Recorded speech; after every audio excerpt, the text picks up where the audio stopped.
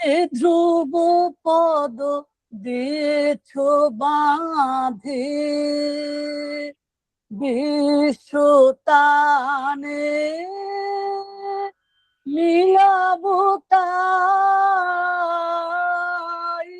জীবন গানে যে ধ্রুব পদ দিয়েছ বাঁধে।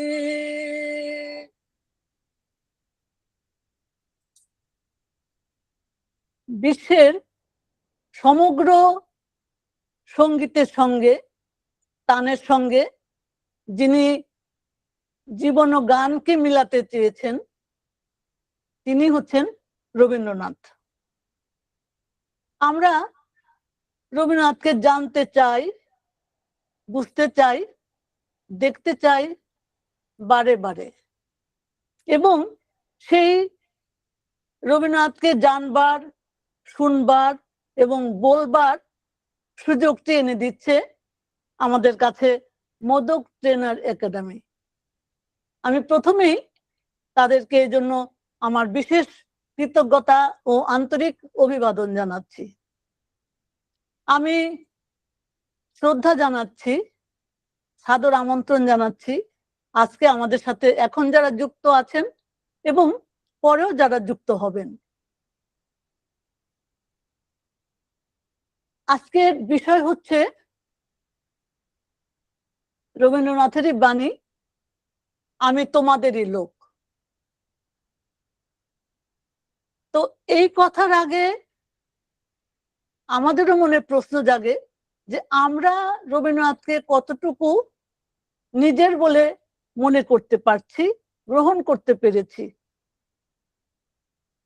আমার নিজের কথা যদি বলি, শৈশবে মায়ের কণ্ঠের গান শুনি অতল জলের আহ্বান, মন রয় না ঘরে, ঢেউ দিয়েছে জলে। এই যে অতল জলের আহ্বান, সুরটি কানে রয়ে গেল, বাণীটি রয়ে গেল আমার মনে। তখন নিতান্তই শৈশবের সময়, কিন্তু তিনি তখন আমাদের কাছে, আমার কাছে শুধুই রবীন ঠাকুর, এর বেশি কিছু নয়। তারপর স্কুলের পালা, তখন আবার সেই রবীন ঠাকুরকে পাচ্ছি। কিভাবে পাচ্ছি? তখন তাল গাছ আমাদের সামনে এসে দাঁড়ালো, এক পায়ে দাঁড়িয়ে সব গাছ ছাড়িয়ে উঁকি মারে আকাশে। আর কিসের ছবি পাই? আমাদের ছোট নদী চলে বাঁকে বাঁকে, বৈশাখ মাসে তার হাঁটু জল থাকে। এই তো আমাদের রবীন্দ্রনাথ। তারপর এলো কৈশোরে 1961 সাল, রবীন্দ্রনাথের জন্ম শতবার্ষিকী। রবীন্দ্রনাথের জন্ম শতবার্ষিকীতে অজস্র রকম আয়োজন, অনুষ্ঠান, আলোচনা, সঙ্গীতানুষ্ঠান, সমস্ত কিছুর মধ্য দিয়ে রবীন্দ্রনাথ তখন সামনে এসে দাঁড়ালেন। এই যে রবীন্দ্রনাথ, তাকে আমরা কিভাবে পাই? বাঙালি তার দৈনন্দিন যাপনের মধ্যে রবীন্দ্রনাথকে কিন্তু পান। আমরা প্রতিটি ভোরের সূর্যালোকের মধ্যেই রবীন্দ্রনাথকে পাই। কিভাবে পাই? আমরা নানাভাবে দেখতে চাই। রবীন্দ্রনাথের যে কবিতা বা গান বা যে লেখা, যে ভাবটি আমি আজকে উপলব্ধি করতে পারছি, কয়েকদিন পরেই ওই একই লেখা, একই গান, একই কবিতা আরো গভীর একটি অনুভূতি আমাদের মনের মধ্যে জাগায়। এইখানেই রবীন্দ্রনাথ নব নব রূপে আমাদের প্রাণে চলে আসেন। এই রবীন্দ্রনাথ জন্মগ্রহণ করেছিলেন কখন? আমরা সবাই জানি অন্যান্য যে তারিখগুলি আমরা মনে রাখি কি না রাখি বাংলায়, 25শে বৈশাখ 22শে শ্রাবণ আমাদের বলে দিতে হয় না।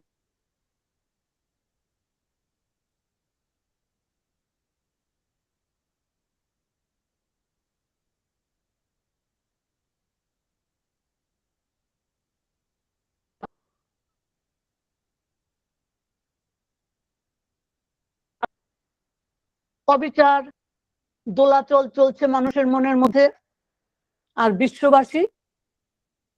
বিশ্ববাসী আছে সাম্রাজ্যবাদের জাতাকলে। এই সময়ে কবির জন্ম কলকাতার জোড়াসাঁকোর ঠাকুর পরিবারে। এমন একটি ধর্মীয় পরিবেশে রবীন্দ্রনাথের জন্ম এবং তার শৈশব এবং কৈশোর কাটিয়েছেন তিনি। সেই সময়টায় অন্যান্য বাঙালি পরিবারের সাথে এই ঠাকুরবাড়ির অনেক পার্থক্য ছিল। তারা ছিলেন পতিত ব্রাহ্মণ। পরে এই পরিবার ব্রাহ্ম ধর্ম গ্রহণ করেন। ব্রাহ্ম ধর্ম গ্রহণ করা সেই সময়ে বেশ একটু বিশেষ ধরনের আধুনিকতা আলোকিত হওয়ার বিষয় বলেই মনে করা হতো, এবং সেই সময়টা 19 শতক বাঙালির নবজাগরণের যুগ। এই সমস্ত কিছু মিলিয়ে বিশেষ করে রবীন্দ্রনাথের পিতা মহর্ষি দেবেন্দ্রনাথ ঠাকুর, তিনি ব্রাহ্ম ধর্ম গ্রহণ করার পর থেকেই তার যে বিরাট প্রভাব সেটি তার পরিবারের মধ্যে ছিল। কিন্তু এটি এমন নয় যে পরিবারের মধ্যে বিশেষ কোনো শাসনের ব্যবস্থা করেছিলেন, বরং একটি ধীর শান্ত পরিবেশ তাদের বাড়িতে ছিল। উত্তরাধিকার সূত্রে সেই ধর্মচেতনা নিয়েই রবীন্দ্রনাথ বেড়ে উঠেছেন, কিন্তু তার ধর্মচেতনা কোনো বিশেষ আচরণ সর্বস্ব ছিল না, সেটা আমরা জানি। উপনিষদের দর্শনে বিশ্বাসী মহর্ষি, তার থেকে প্রভাবিত হয়েছেন রবীন্দ্রনাথ। এক সত্য সুন্দর ও কল্যাণের সাধনায় তার চেতনার প্রকাশ ঘটেছে, যার প্রকাশ আমরা তার সমগ্র জীবনের সাহিত্যকর্মের মধ্যে দেখি। বিশেষ করে আমরা বলতে পারি যে রবীন্দ্রনাথের দর্শনের কেন্দ্রে রয়েছে মানুষ। এই যে ঠাকুর পরিবার, সেখানে আমরা একটা জিনিস লক্ষ্য করি যে তাদের যে শিক্ষা দীক্ষা আচার আচরণ ধ্যান ধারণায় তখনকার বাঙালির সামাজিক যে জীবনধারা চলছিল তার বাইরে ছিল সেই পরিবারটি। শুধু তাই নয়, মানসিক দিক থেকে, মানসিক যে আবহাওয়া বা পরিবেশ, সেই দিক থেকেও ভিন্নতা ছিল। যেমন একদিক থেকে ইংরেজি সাহিত্যের বিশিষ্ট কবিদের নিভৃত অথচ অবাধ বিচরণ ছিল, তার সাথে যুক্ত হলো দেশপ্রীতি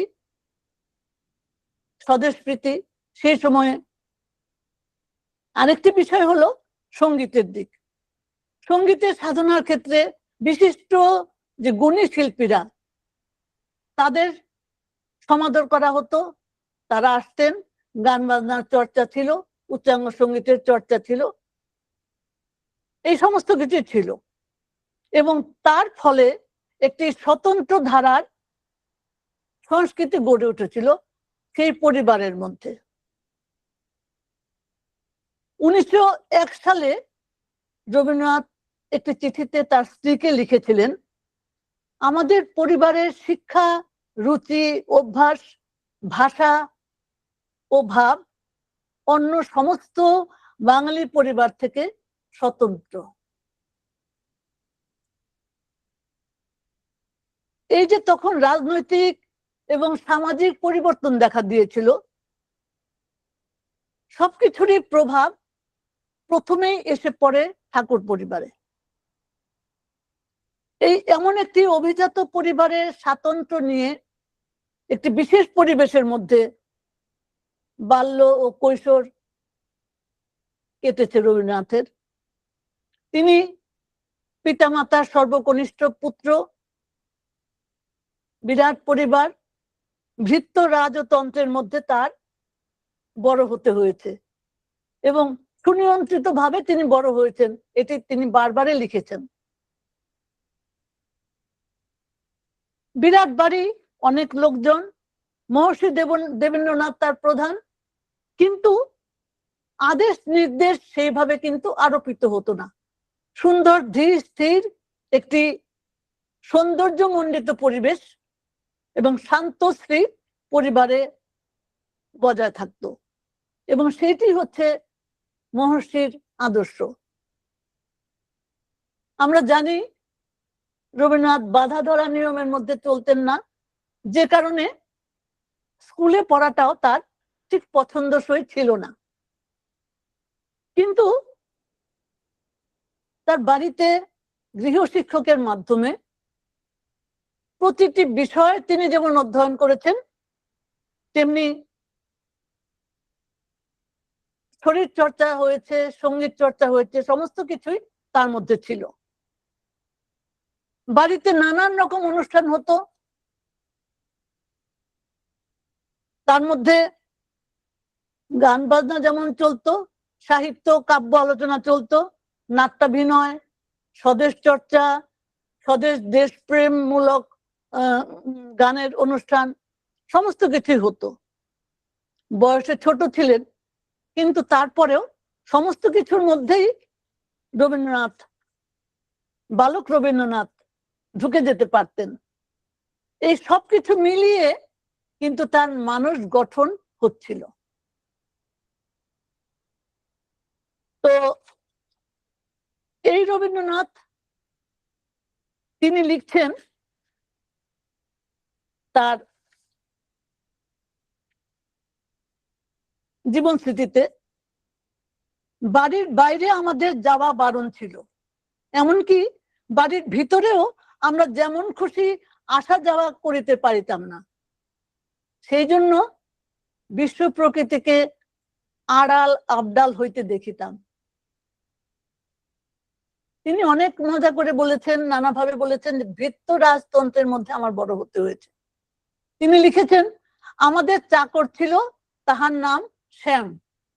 সে আমাকে ঘরের একটি নির্দিষ্ট স্থানে বসাইয়া আমার চারিদিকে খড়ি দিয়া গন্ডি কাটিয়া দিত। গম্ভীর মুখ করিয়া তর্জনী তুলিয়া বলিয়া যাইত, গন্ডির বাহিরে গেলেই বিষম বিপদ। তিনি তারপরে লিখছেন, সেই বিপদ যে কি সেটি আমি জানতাম না, আধি ভৌতিক ব্যাপার হয়তো ছিল, আর রামায়ণের সে সীতার যে গন্ডি দেওয়া, সেই কিছু মিলিয়ে একটি ভয়ের সৃষ্টি আমার মনের মধ্যে তখন থেকেই ছিল। তো এর মধ্যে দেখি যে এই পরিবেশের মধ্যে রবীন্দ্রনাথ বেড়ে উঠছেন। কাব্য প্রতিভা যেটি ছিল তখন থেকেই কিন্তু তার স্ফুরণ লক্ষ্য করা যাচ্ছিল। বলাই যেতে পারে যে সেই পরিবেশ তার কাব্য বা সাহিত্য রচনার জন্য অনুকূল ছিল। 13 বছর বয়সী তিনি তার গৃহশিক্ষকের কাছে কালিদাসের কুমার সম্ভব কাব্য পড়েছেন শকুন্তলা, ম্যাকবেথ, বিদ্যাপতির পদাবলী, সমস্ত কিছু। শুধু পড়েছেন তাই নয়, তিনি এইগুলোর ওপরে লিখেছেন, কবিতাও রচনা করার চেষ্টা করেছেন। বাড়িতে ছিলেন দিদি স্বর্ণকুমারী দেবী, দাদা দ্বিজেন্দ্রনাথ, জ্যোতিরিন্দ্রনাথ, তারাও খুব ভালো লিখতেন, প্রত্যেকেই গুণী, তাদের রচনা তিনি পাঠ করতেন। অন্যদিকে আরেকটি বিশেষ দিক ছিল, যিনি আধুনিক সাহিত্যের প্রথম গীতিকবি বিহারীলাল চক্রবর্তী, তার কবিতাও তিনি পড়তেন। এই সমস্ত কিছু মিলিয়ে মিশিয়ে রবীন্দ্রনাথের কাব্য চেতনার উন্মেষ তখন ঘটছে। এই বয়সেই তিনি লিখে ফেলছেন পৃথ্বীরাজ পরাজয় 1279 সালে। বনফুল রচনা করেছেন। মাত্র 19 বছর বয়সে তিনি রচনা করেছেন বাল্মীকি প্রতিভা, কালমৃগয়া। তারপর রচনা করেছেন ভানু সিংহের পদাবলী। এই সবকিছুই আমরা জানি, মোটামুটি ভাবে পরিচিত ভানু সিংহের পদাবলী।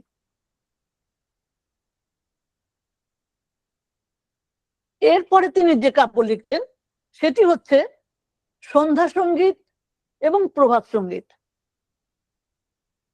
সন্ধ্যা সঙ্গীত লিখলেন 1288-তে এবং প্রভাত সঙ্গীত 1290। 21 বছর বয়সে প্রভাত সঙ্গীত রচনা করলেন। সন্ধ্যা সঙ্গীতে লক্ষ্য করা যায় যে একটা দুঃখ বিলাসের সুর, কিন্তু প্রভাত সঙ্গীতের মধ্যে এসে সেটি আর ছিল না। সেটি অন্যরকম একটা বিশেষ তাৎপর্য নিয়ে আসলো। কিসের বিষয়টি? রবীন্দ্রনাথ জীবন স্মৃতিতে বলছেন, এমন সময় আমার জীবনের একটি অভিজ্ঞতা লাভ করিলাম, তাহা আজ পর্যন্ত ভুলিতে পারি নাই। অভিজ্ঞতাটা হলো এমন, সদর স্ট্রিটের রাস্তাটা যেখান দিয়ে শেষ হয়ে গিয়েছে সেইখানে বোধ করি ফ্রি স্কুলের বাগানের গাছ দেখা যায়। একদিন সকালে বারান্দায় দাঁড়াইয়া আমি সেই দিকে চাহিলাম, তখন সূর্যোদয় হচ্ছিল। সেদিকে চেয়ে কবির মনে বিশেষ ভাবের সৃষ্টি হলো। তার মনে হলো চোখের ওপর থেকে একটা পর্দা যেন সরে গেল, বিষাদের আবরণ সরে গিয়ে সেখানে অপূর্ব এক মহিমায় উজ্জ্বল হয়ে উঠলো তার পৃথিবী। আমরা জানি অত্যন্ত জনপ্রিয় একটি কবিতা, যে কবিতার সম্পর্কে তিনি এই কথাটি বলেছেন, নির্ঝরের স্বপ্নভঙ্গ। আজিয়ে প্রভাতে রবির কর, কেমনে পশিল প্রাণের পর, কেমনে পশিল গুহার আধারে প্রভাত পাখির গান। তারপরে বলছেন, না জানি কেন রে এতদিন পরে জাগিয়া উঠিল প্রাণ। সত্যিকার অর্থেই কবির প্রাণ মন যেন জেগে উঠেছিল সেই প্রভাতের সূর্যালোকে। তারপরে তিনি কি লিখছেন, তিনি চলে আসলেন কিন্তু তার ভাবজগৎ থেকে একেবারেই মানুষের মধ্যে। মানুষকে তিনি দেখছেন এবং তিনি বলেছেন তার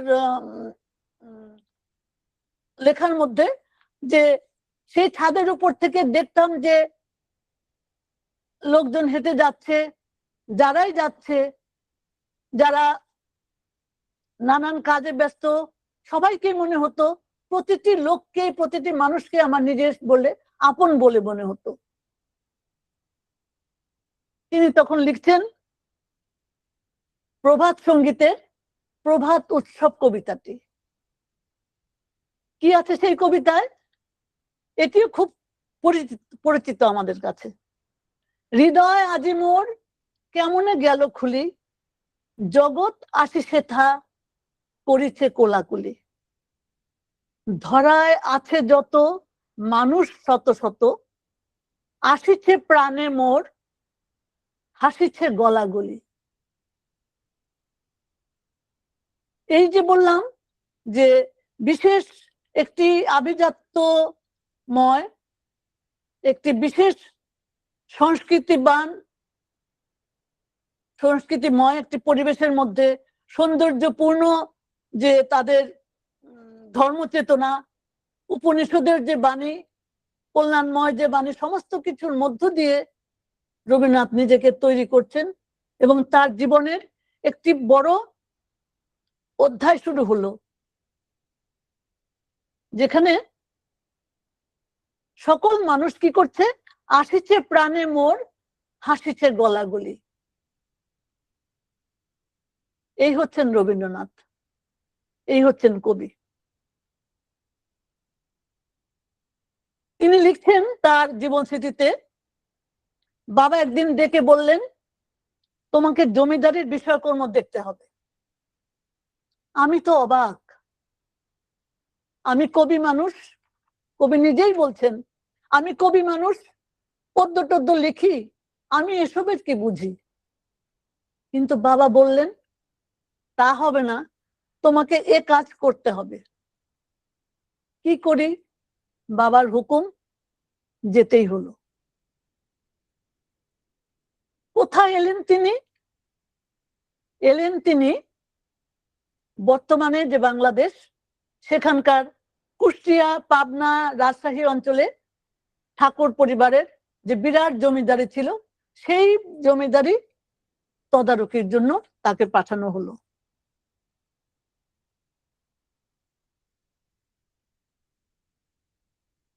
রবীন্দ্রনাথ বেঁচে ছিলেন ৮০ বছর, কিন্তু তার জীবনের ৩০টি বছর কেটেছে খাঁচার পাখি হিসেবে, একটি গণ্ডির মধ্যে। কিরকম গণ্ডির মধ্যে? যেখানে সমস্ত কিছুই একটা নিয়ম শৃঙ্খলার মধ্যে ছিল। তিনি বলেছেন যে আমাকে প্রকৃতিকেও দেখতে হতো আড়ালে আবডালে। সেই তিনি চলে এলেন, সুযোগ এলো বন্ধ খাঁচা থেকে বেরিয়ে আসতে। তিনি মুক্তির আলোয় ফিরলেন। 1889 সালে অক্টোবর নভেম্বরে তিনি প্রথম এলেন শিলাইদহে, অল্প দিনের জন্য। পরবর্তীতে 1890 সালে ডিসেম্বরে তিনি দীর্ঘমেয়াদী ভাবে এলেন সেখানে জমিদারি রক্ষণাবেক্ষণের জন্য। এবং তখন তিনি উপলব্ধি করলেন যে পূর্ব বাংলায় থাকাটা তার জন্য অনেক সুফল বয়ে এনেছে।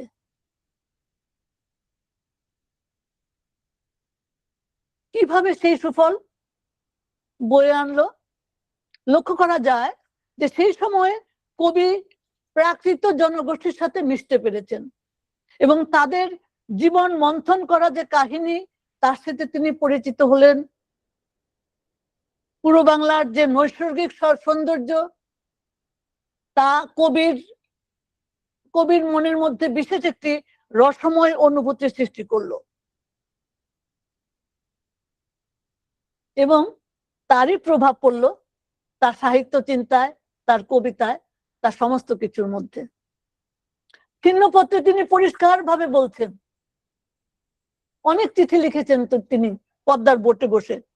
চিহ্নপত্রে তিনি লিখছেন, পৃথিবী যে কি আশ্চর্য সুন্দর এবং কি প্রশস্ত প্রাণ এবং গভীরভাবে পরিপূর্ণ, তা এইখানে না এলে মনে পড়ে না। রবীন্দ্রনাথ বাস্তব জীবনে সাধারণ মানুষের মধ্যে তিনি প্রবেশ করলেন। তিনি লিখছেন রানীচন্দ্রকে, চিহ্নপত্র যখন লিখছিলুম, তারই সঙ্গে স্রোতের শ্যাওলার মতো ছোট ছোট দৃশ্য, ঘটনা ভেসে এসেছিল, ধরা পড়েছিল প্রতিদিনকার জীবনে। এই যে প্রতিদিনকার জীবনে ছোট ছোট ঘটনা ঢুকতে লাগলো এবং তারই প্রতিফলন পড়লো কবি মনে। এই চিরকালীন যে বাংলা, এই চিরকালীন বাংলার হৃদয়ের মধ্যে কবি যেন ঢুকে গেলেন এবং সেই জন্যই অজস্র সোনালী ফসলে ভরে উঠেছিল তার সাহিত্য ভান্ডার। আমরা অনেক কাব্য পেয়েছি, অনেক ছোট গল্প পেয়েছি তখন। এগুলি মোটামুটি আমরা সবাই জানি। তার সোনার তরী, চিত্রা, এই যে বিশেষ কাব্যগুলো, কণিকা, কল্পনা, চিত্রাঙ্গদা, মালিনী, এই সমস্ত কাব্য তখন তিনি লিখেছেন।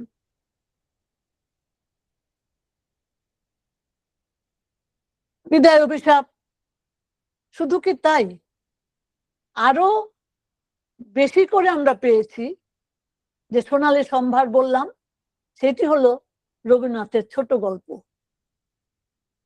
এই সময়ে সাধারণ জীবনের মানুষের সাধারণ ছোট ছোট ঘটনার সাথে তিনি দেখলেন, তিনি উপলব্ধি করলেন, অনুভব করলেন সাধারণ মানুষের জীবন।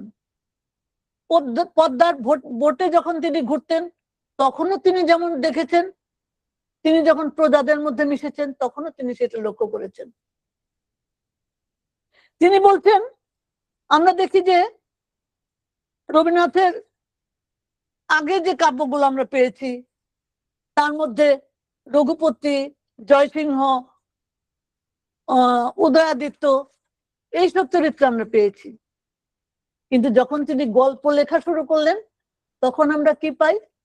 আমরা তখন পাই রায়চরণ, রতন, পোস্টমাস্টার, বলাই, আরো কি পাই? মেয়েদের জীবনের ছোট ছোট ঘটনা নিয়ে মৃন্ময়ী, কাদম্বিনী, শুভা, হৈমন্তী, চন্দরা, অজস্র চরিত্র। আমাদের সমাজ জীবনের এই ছোটখাটো খুঁটিনাটি সমস্ত বিষয়গুলো কবি প্রত্যক্ষ করেছেন এই প্রান্তজনের জীবনের মধ্যে। এই প্রান্তিক জীবনে এসে তিনি মানুষকে প্রত্যক্ষ করেছেন নিবিড় ভাবে, এবং সেইটি তার সাহিত্যের মধ্যে ফুটে উঠেছে। কবি কিন্তু এসেছিলেন জমিদারি তদারকি করতে, কিন্তু এসে কি দেখলেন? এসে দেখলেন এখানে নিঃস্ব, রিক্ত, অসহায় প্রজা সাধারণ। মানব দরদী তিনি লিখছেন, আমার এই দরিদ্র হতভাগ্য চাষী প্রজাগুলোকে দেখলে আমার ভারী মায়া করে। এরা যেন বিধাতার শিশু সন্তানের মতো নিরুপায়। সোশ্যালিস্টরা যে সমস্ত পৃথিবীর ধন বিভাগ করে দিতে চায় সেটা সম্ভব কি অসম্ভব জানিনি। যদি একেবারেই অসম্ভব হয় তাহলে বিধির বিধান বড় নিষ্ঠুর, মানুষ বড় হতভাগ্য।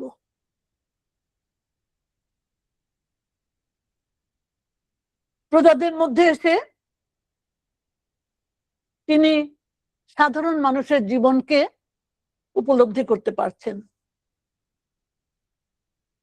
আরেকটা জিনিস লক্ষ্য করার মতো, সেটি হচ্ছে এই যে সেই সময়ে আগেই বললাম যে বাংলার যে রেনেসাঁ, সেই সময়ে নব্য শিক্ষিত মধ্যবিত্তের সঙ্গে একটা গ্রাম বাংলার জীবন, তাদের সংস্কৃতির একটা ফারাক দেখা যাচ্ছিল, একটা বিচ্ছিন্নতা চলে আসছিল। তবে ঠাকুর পরিবার কিন্তু এদিক থেকেও ব্যতিক্রমী ছিল। স্বাদেশিক চেতনা যেমন তারা উদ্বুদ্ধ হয়েছিলেন, তেমনি আবার যে শিকড় থেকে যে সংস্কৃতি সেটিকে যে ধরে রাখা, সেই দিকেও তাদের দৃষ্টি ছিল। রবীন্দ্রনাথ তার পরিবারের সেই দৃষ্টিকোণটি পেয়েছিলেন এবং নিবিড় ভাবে এই বিষয়ে মনোযোগী ছিলেন। সেই পরিচয় রবীন্দ্রনাথের বিভিন্ন কাজের মধ্যে আমরা পাই। শুধু লেখায় নয়, তার ব্যবহারিক জীবনেও তিনি সেটি রেখে গিয়েছেন। আমরা দেখব যে 1891 যখন তিনি পাকাপাকি ভাবে দীর্ঘদিনের জন্য আসলেন জমিদারি দেখতে, সেই সময়ে পুণ্যাহ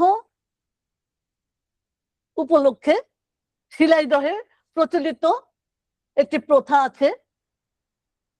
যে প্রচলিত প্রথাটি ছিল সেটি রবীন্দ্রনাথ নিজেই ভেঙে দিলেন।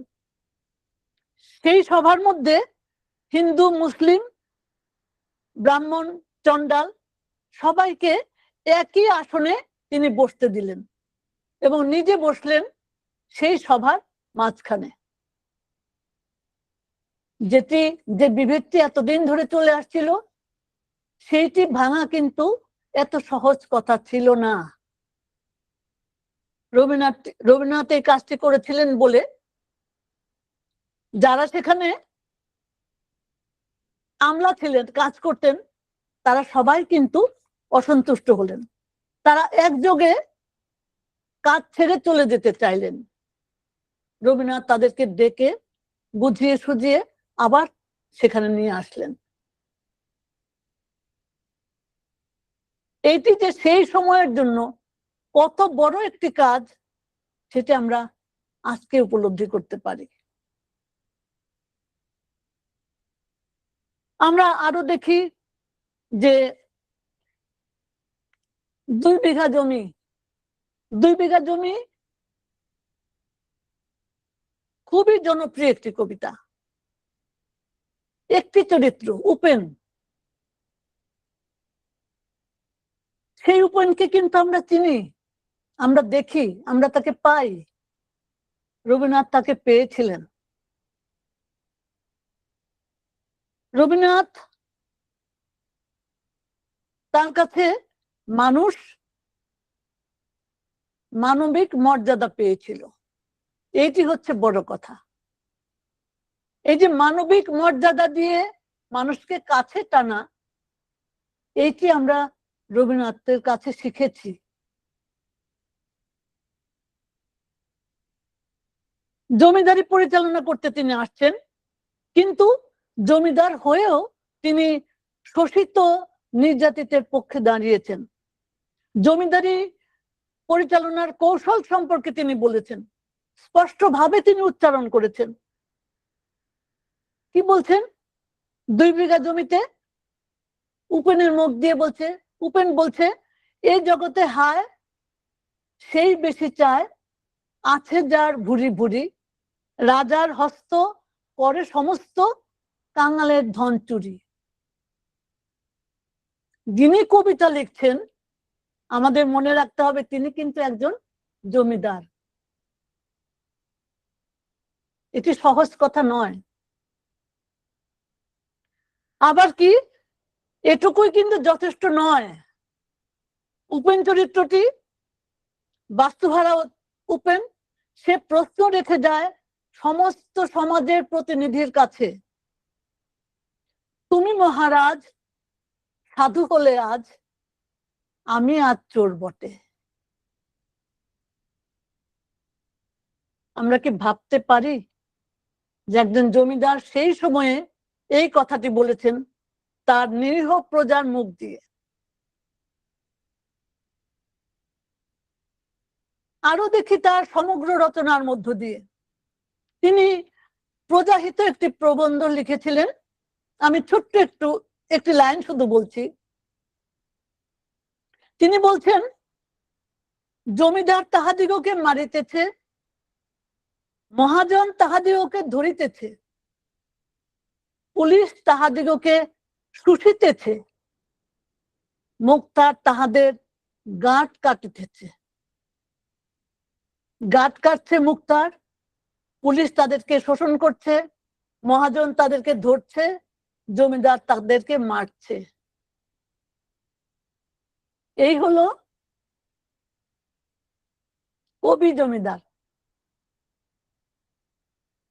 তিনি মানুষের জন্য লিখেছেন, মানুষের কথা বলেছেন। 1893 সালে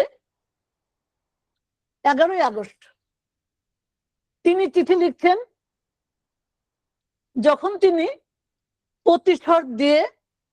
প্রতিশরে একটি বড় বিলের মধ্য দিয়ে যাচ্ছিলেন, সেই প্রতিশরে বসে তিনি লিখছেন একটি গানের কথা।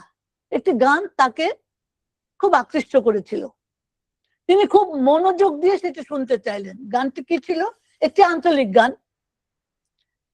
যুবতী কেন বা করো মন ভারী, পাবনা থেকে আইনে দেব টেকা দামের মোটরি। তিনি বড় বড় বিলের মধ্যে যখন পার হচ্ছিলেন, এই গানটি একটি নৌকায় এই গানটি শুনলেন, এর সাথে একাত্ম অনুভব করলেন। কেন? এই যে গণমানুষের সঙ্গে প্রাণের টান তিনি অনুভব করতে পেরেছেন। এই গান কিন্তু আমরাও শুনেছি, আমরাও শুনি, কিন্তু ততখানি মনোযোগ দিয়ে কি শুনি? তার মধ্যে জাগলো এক নিবিড় অনুভব, যেখানে এই সাধারণ মানুষের সাথে কবির বা জমিদারের কোনো পার্থক্য নেই। এইখানেই তিনি মানুষের একান্ত আপন হয়ে দাঁড়িয়েছেন।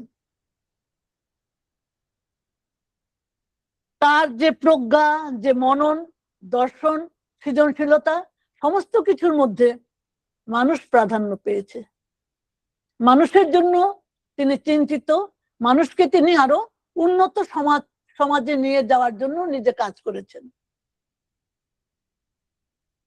বাংলার বাউল সম্প্রদায়, এই বাউলের দেখা পেয়েছিলেন তিনি এই শিলাইদহে এসে। বাউল গানের প্রতি তার বিশেষ আকর্ষণ ছিল। সেই আকর্ষণ যেমন ছিল, তেমনি বাউল দর্শনের প্রতিও তার নিবিড়তা দেখা গেল।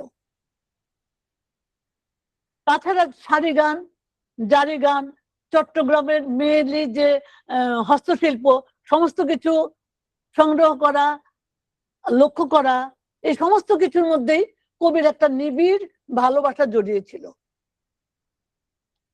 সারি গানও কবির একটি প্রিয় জিনিস।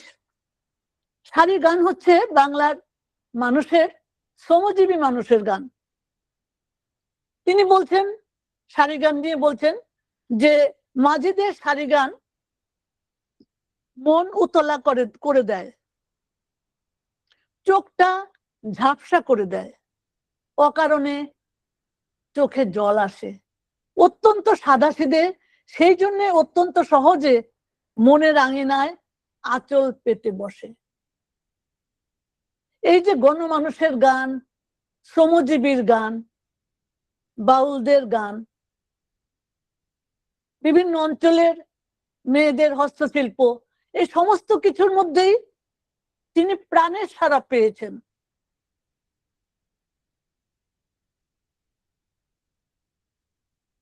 রবীন্দ্রনাথ অনেক গান লিখেছেন, পূজা পর্যায়ে, প্রেম পর্যায়ে, স্বদেশ পর্যায়ে, বিচিত্র পর্যায়ে, নাটকের গান ইত্যাদি অনেক লিখেছেন। 1905 সালে বঙ্গভঙ্গর আন্দোলন যখন চলছে, সেই সময় বেশিরভাগ স্বদেশ প্রীতিমূলক গান তিনি রচনা করেছেন, এবং সেই সময়ের অনেক গানেই তিনি বাউল অঙ্গের সুর দিয়েছেন। হয়তো সেই গানগুলো মানুষের মধ্যে, সাধারণ মানুষের মন ছুঁয়ে যাবে বলে এটি তিনি করেছিলেন। শিলাইদহে একজন ডাক পিয়ন ছিলেন, গগন হরকরা, আমরা জানি তার কথা। সেই গগন হরকরার গান হচ্ছে আমি কোথায় পাবো তারে, আমার মনের মানুষ জেরে। এই গানের সুর নিয়ে তিনি একটি গান লিখেছেন, যা অত্যন্ত জনপ্রিয় হয়েছিল। সেটি হচ্ছে আমার সোনার বাংলা, আমি তোমায় ভালোবাসি, চিরদিন তোমার আকাশ, তোমার বাতাস, আমার প্রাণে বাজায় বাঁশি। এই গানটি 1905-এর বঙ্গভঙ্গ আন্দোলনের সময় অত্যন্ত জনপ্রিয়তা পায়। পরবর্তীতে আমরা দেখি যে 1971-এ যখন বাংলাদেশ নামে স্বাধীন একটি দেশ হলো, রাষ্ট্র হলো, তখন তার জাতীয় সঙ্গীত হিসেবে এটি মর্যাদা পেয়েছে। এই গানের মধ্যে যেমন দেশাত্মবোধ আছে, তেমনি আছে বাংলার সৌন্দর্য মমতার কথা এবং স্নেহ, প্রেম, মায়া, প্রীতির কথা। তিনি বলছেন এই গানে, কি শোভা কি ছায়া গো, আবার বলছি, কি শোভা কি ছায়া গো, কি স্নেহ কি মায়া গো, কি আঁচল বিছায়েছ বটের মূলে, নদীর কূলে কূলে। এই যে বাংলার একটা চিত্র 2006 সালে বিবিসির শ্রোতা জরিপে এই গানটি সর্বকালের সর্বশ্রেষ্ঠ বাংলা গান হিসেবে স্বীকৃতি পেয়েছে।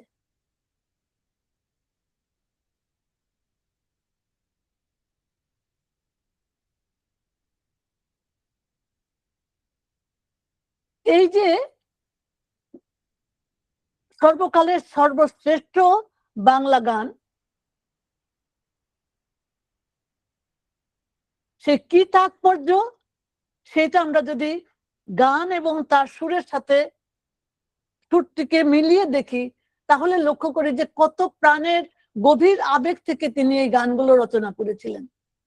এই স্বদেশ পর্যায়ের বহু গান অত্যন্ত জনপ্রিয় এবং আজও এই 1905-এ লেখা গানগুলো আজকের দিনেও ঠিক সমানভাবে আমাদেরকে অনুপ্রাণিত করে যায়।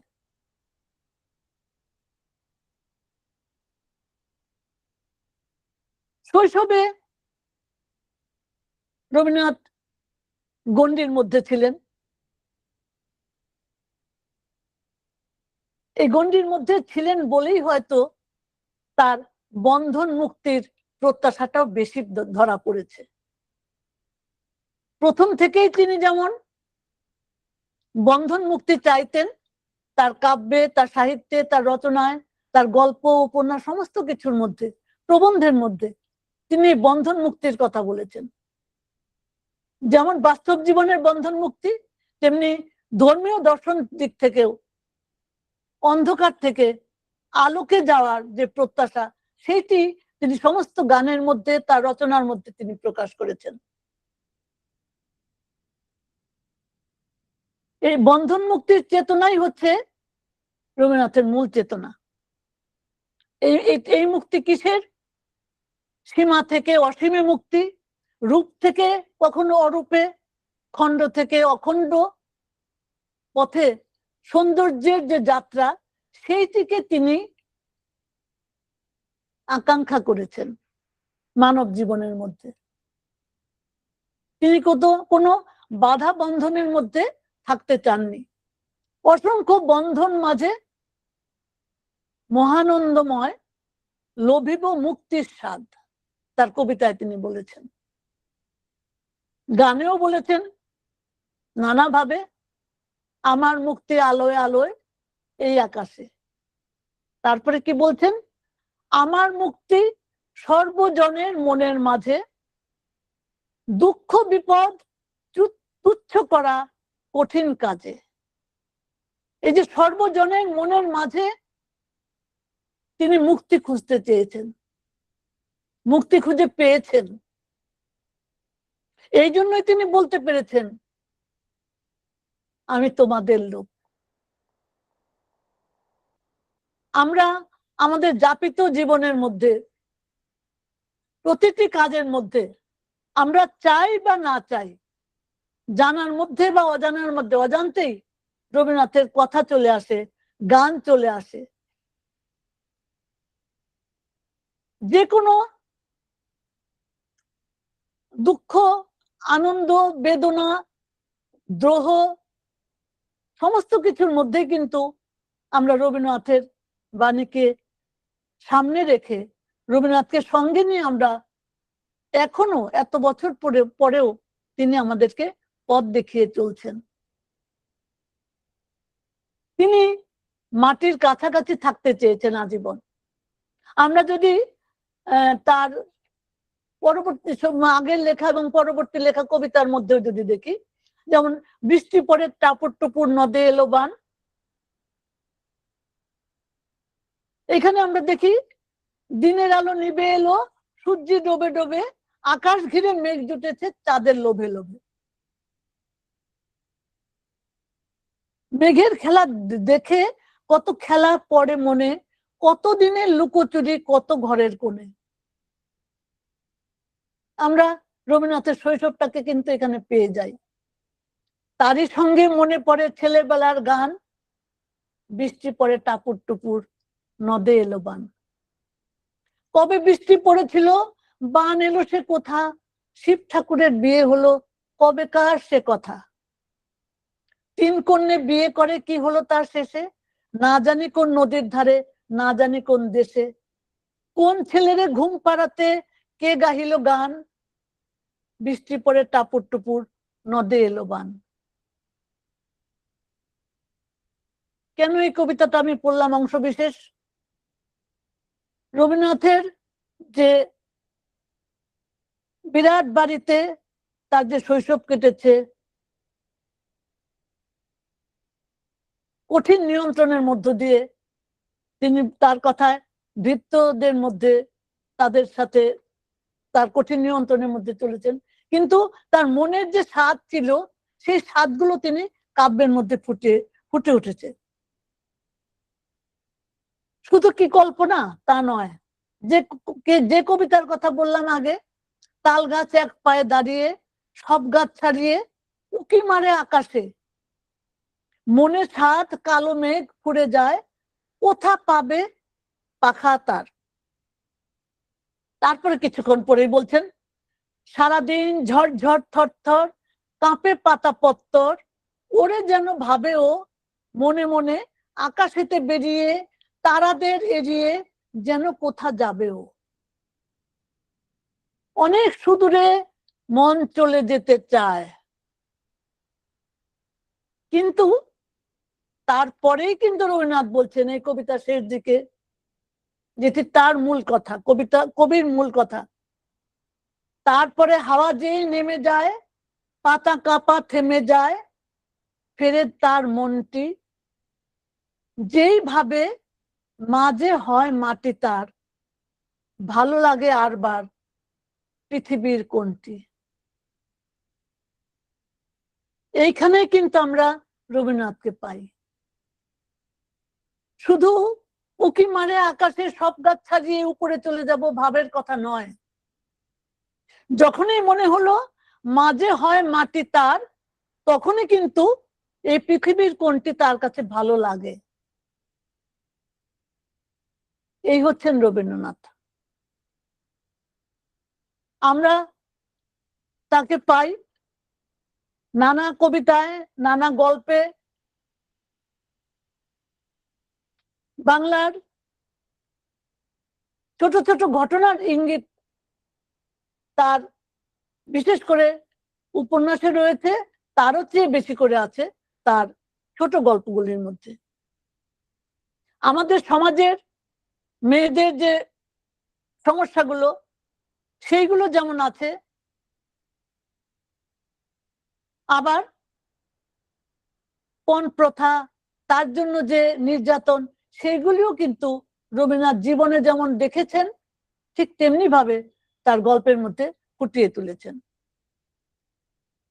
তো এই রবীন্দ্রনাথকে, যিনি জমিদারি দেখতে গিয়েও সাধারণ মানুষের কাছাকাছি নেমে এসেছেন, পরবর্তীতে যখন তিনি সেই তার জমিদারি পর্ব শেষ করে আবার কলকাতায় ফিরে আসলেন, আবার তিনি চলে গেলেন বোলপুর শান্তিনিকেতনে, সে অন্য আরেক ইতিহাস, আরেক অধ্যায়, সেটি অন্য সময় আমরা আলোচনা করতে পারবো। কিন্তু এই যে তিনি বাংলার মাটি থেকে যে ঘ্রাণ নিয়ে আসলেন, যে মানব জীবনের যে সত্যটুকু গ্রহণ করলেন, এইটি রবীন্দ্রনাথ বলেই সম্ভব হয়েছিল। আর সম্ভব হয়েছিল তিনি যে পরিবেশে, যে পরিবারে, যে আধ্যাত্মিক দর্শনের মধ্য দিয়ে তিনি বেড়ে উঠেছিলেন, সেই সমস্ত কিছু মিলিয়ে একজন মানুষ রবীন্দ্রনাথ হয়েছেন, পুরুষোত্তম রবীন্দ্রনাথ। তার আমরা অনেক রকম পরিচয় দিতে পারি, কিন্তু তার মধ্যে কয়েকটি সত্য আমরা লক্ষ্য করি। এই সত্যগুলো তার সমগ্র জীবনের মধ্যে আমরা প্রত্যক্ষ করি, যা তিনি তার আলোচনার মধ্য দিয়ে, বিভিন্ন প্রবন্ধের মধ্য দিয়ে, এমনকি নাটকের মধ্য দিয়েও তিনি ফুটিয়ে তুলেছেন সাধারণ মানুষের কথা।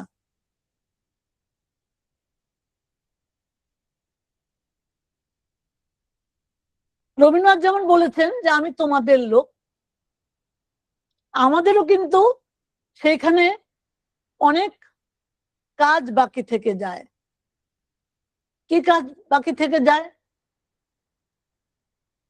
যেমন সোনার তরী কবিতার মধ্যে আছে যে সমস্ত ধান যখন দিয়ে দিল তখন বলছে যে তুমি তো আমার সব ধান নিয়ে গেলে, কিন্তু আমাকে কখন নেবে? ঠাঁই নাই ঠাঁই নাই ছোট সে তরী, আমারই সোনার ধানে গিয়েছে ভরি। এই ধানে ভরা তরীটি কিন্তু রবীন্দ্রনাথ আমাদের জন্য রেখে গিয়েছেন। এখন রবীন্দ্রনাথকে গ্রহণ করা, তাকে উপলব্ধি করা, তার সমস্ত সোনালী ফসল আমাদের ঘরে নিয়ে আসার দায়িত্ব সম্পূর্ণভাবে আমাদের। শুধু আমরা বাঙালি হয়েছি বলেই দাবি করব যে রবীন্দ্রনাথের আমাদের, সেটি কিন্তু নয়। রবীন্দ্রনাথের যে সাহিত্য সাধনা, তার যে সমগ্র জীবনের সাধনা, সেটি আমাদের গ্রহণ করতে হবে। রবীন্দ্রনাথ আমাদের, সেই কথা তিনি কিভাবে বলেছেন? তিনি তার শেষ দিকের একটি কবিতায়, যেটি আজকে আমাদের বলার বিষয় হিসেবে নির্ধারিত হয়েছে, সেজুতি কাব্যের পরিচয় কবিতার মধ্যে তিনি এটি বলেছেন। একদিন তরিখানা থেমেছিল এই ঘাটে এসে, বসন্তের নূতন হাওয়ার বেগে, ইত্যাদি। তিনি সেইখানে বলেছেন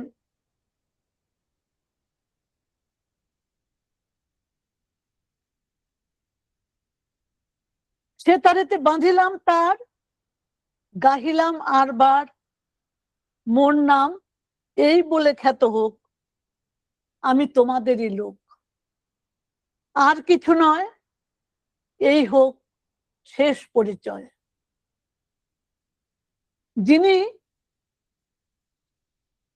আমাদের লোক বলে নিজেকে দাবি করেছেন, সেইখানে কিন্তু আজকে আমরা এই যে নতুন শতাব্দীতে আধুনিকতার কথা বলছি, নিজেরা আধুনিক হয়েছি, প্রগতিশীল হয়েছি বলছি, কিন্তু সেখানেও আমরা দেখি রবীন্দ্রনাথ আমাদের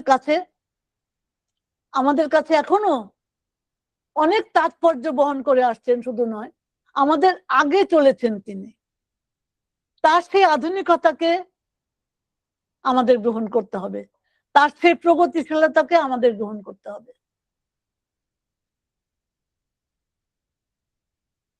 তার গানের কথা, তার সাহিত্যের কথা, সমস্ত কিছুর মধ্য দিয়ে তিনি এই মানব জাতির কথা বলেছেন, মানব জীবনের কথা বলেছেন। এবং এই যে জীবন এবং জগৎ, সমস্ত কিছুর মধ্য দিয়ে তিনি আলোর সন্ধান করেছেন। সেই আলো আমাদের জীবনের সমস্ত অন্ধকার দূর করে মানবতার আলো ফুটিয়ে তুলতে হবে।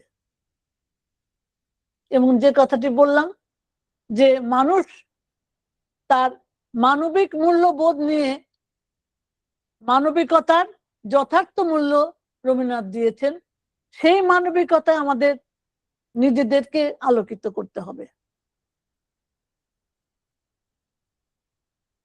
আমরাও যেন রবীন্দ্রনাথের মতো আমরাও যেন দাবি করতে পারি যে তিনি আমাদের লোক। যদি করতে পারি তবেই আমরা একটা বিশেষ জায়গায় যেতে পারবো।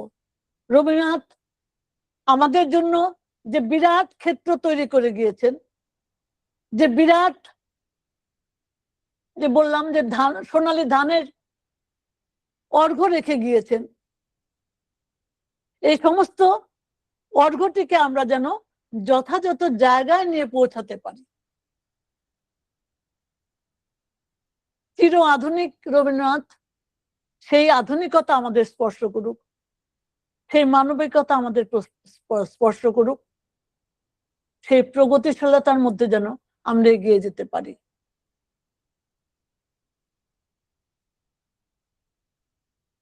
আমরা সেই রবীন্দ্রনাথকে জানবো।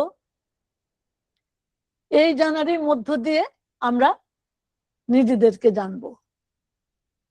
রবীন্দ্রনাথের গানের কথা যদি বলি, এই জানারই সঙ্গে সঙ্গে তোমায় চেনা, আপনাকে এই জানা আমার ফুরাবে না।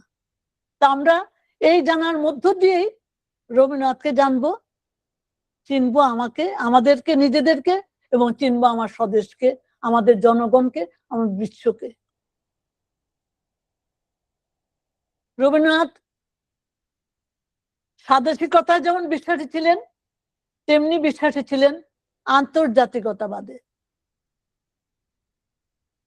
সেই কথাটিও আমাদের মনে রাখতে হবে এবং সেভাবেই আমাদেরকে এগিয়ে যেতে হবে। আমার বক্তব্য এখানে শেষ করছি। আবারও সবাইকে আমার আন্তরিক অভিনন্দন এবং কৃতজ্ঞতা জানাচ্ছি আমার সঙ্গে থাকার জন্য।